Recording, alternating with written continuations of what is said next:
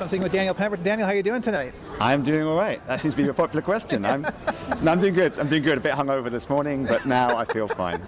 So we're here tonight celebrating music and education, and it's such an important subject. And how, in your view of music and education, how did it play a role in your life and your view on the whole subject altogether?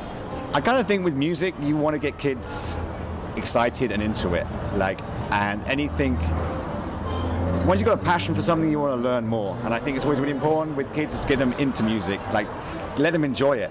Don't give them this forced sort of structure and rigidity that I think musical education used to have a long time ago, and I think it's changed a lot since then. And I think anyone can make music, and I think you're told you're creative or you're not creative. And I think everyone is actually creative, but I think not enough people are told they are and just think they're not. And the more everyone told they are creative and they can create anything, the better the world will be. Right. So I want to ask you, you have a new film out, or coming out. Is it coming out yet? Or is It's coming out, next month.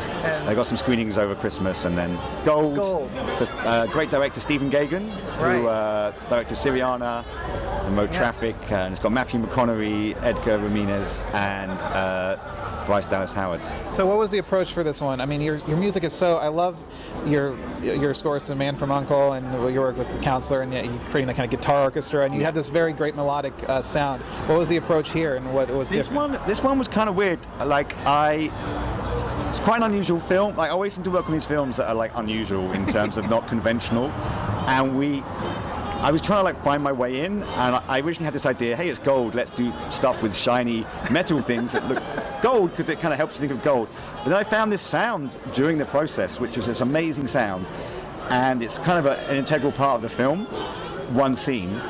But I was thinking that is it's a sound we all know, and it's kind of the sound of capitalism, modern capitalism, just like the film's a lot about.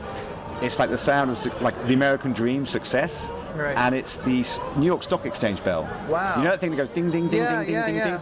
So I was like, that is a really cool sound. So I took it, and then I had this whole idea, I want to take the jungle to New York to the jungle in this story, and I thought, well, I'd love to hear the Stock Exchange bell in the jungle, and hear the sound of the jungle in New York. Wow.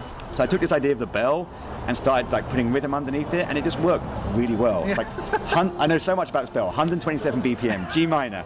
It works great, right? Great pacing for the film. It was just, I got really lucky.